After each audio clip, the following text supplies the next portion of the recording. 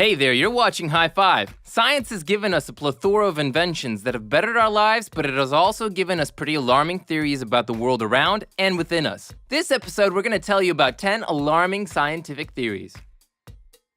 There are scientific theories that our universe is just a small part of a whole other different universe, and ours is just located in a false vacuum within this other universe. So to illustrate this hypothesis, imagine a pot with boiling water. Our universe is just a single bubble on the bottom of that pot, and that false vacuum is destined to end at one point or another. Maybe in another billion years, or it could just disappear without a trace, and there's nothing we can do about it. Imagine that there are two-dimensional objects. If you look at them from above, they'll never be able to see you or know of your existence. Now imagine a four-dimensional life form that looks at you from an entirely different perspective. It's impossible for us to even imagine how they interpret the world around them, including us. So as we're able to observe two-dimensional forms, those supposed life forms that are four-dimensional may watch us, but we cannot interact with them until they themselves choose to allow us to. Imagine yourself an ant colony, and right in your proximity, people begin constructing a large highway. Here's a question: will the ants understand what's happening right by them, and will they understand what a highway is? The intentions of the people and the technology they use. Enrico Fermi hypothesized that because our universe is so broad, it's bound to have other civilizations. But then why don't we see anything left over from them? Remnants of their culture, advancements, space shuttles, signals, and etc. The allegory of Fermi's theory comes down to comparing us, humans, to those very ants who are totally incapable of comprehending the workings of a civilization far more advanced than we. Even if those life forms tried to contact us, it would be the same as trying to explain to an ant what the internet is. Stephen Hawking believed that although we believe we have free will, we really don't. Our understanding of molecular biology shows that as life forms, we're made to act out in such a way that is within the bounds of calculation by way of chemistry and physics. The same as the orbit of planets and matter. In other words, free will is but an illusion. It's simply chemical reactions that take place in the brain, and those very same reactions dictate our decisions. Also, this explains why after suffering from brain trauma, a person can have an identity crisis, and why we make strange or dumb mistakes when we're tired or run down. There is a very abstract theory that states that time is actually limited, that the end of the universe will take place not from some massive explosion, but because time will simply run out and everything will just stop. Like if someone were to hit the pause button on a video game. Technological singularity is a term that was introduced by science fiction writer Vernor Vinge.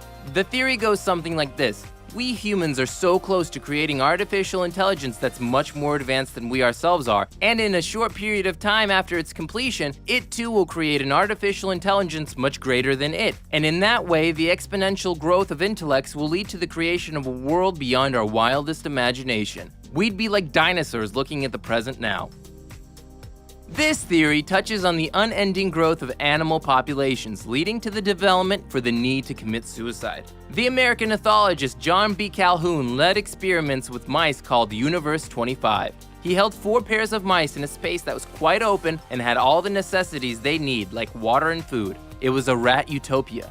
Their population eventually superseded 2,200 rats and then began to decrease dramatically. In the overstabilized population of Universe 25, the aggression of females heightened, and it was them specifically that began actively defending their territories. The mothers stopped taking care of their children, allowing them to fend for themselves. The females also began to demonstrate traits of pansexuality, homosexuality, and cannibalism. Eventually, the females totally stopped mating with the males, and in result, that entire population died out. Scientists extrapolated the same model to humans. The heat death of the universe is a theory that stems from the second law of thermodynamics that states that if the universe is infinite, then it must just as well be infinitely old. A star, for instance, that is 100,000 light years away may only have appeared there if the universe itself has existed at least 100,000 years. And if that be the case, then the overall temperature of all matter in the universe must be identical, which would lead to the death of all stars, because the overall balance of temperature throughout the universe must balance out throughout the whole universe wholly.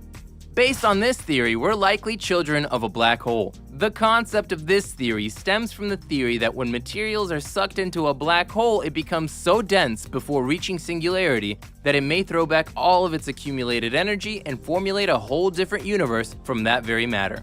The Poincare recurrence theorem states that certain systems will, after sufficiently long but finite time, return to a state very close to, if not exactly the same as the initial state. The Poincare recurrence time is the length of time elapsed until the recurrence. This time may vary greatly depending on the exact initial state and required degree of closeness. The result applies to isolated mechanical systems subject to some constraints. All particles must be bound to finite volume. That basically means that everything returns to its natural state, and so eventually you'll be sitting watching High Five time and time again. And that's been this super educational and fun episode of High Five. Please subscribe to our channel. We hope that it's inevitable that you do, or do so to help stop the destruction of our universe. Thanks for watching, and we'll see you next time. Based on Poincaré's theorem, that time will come.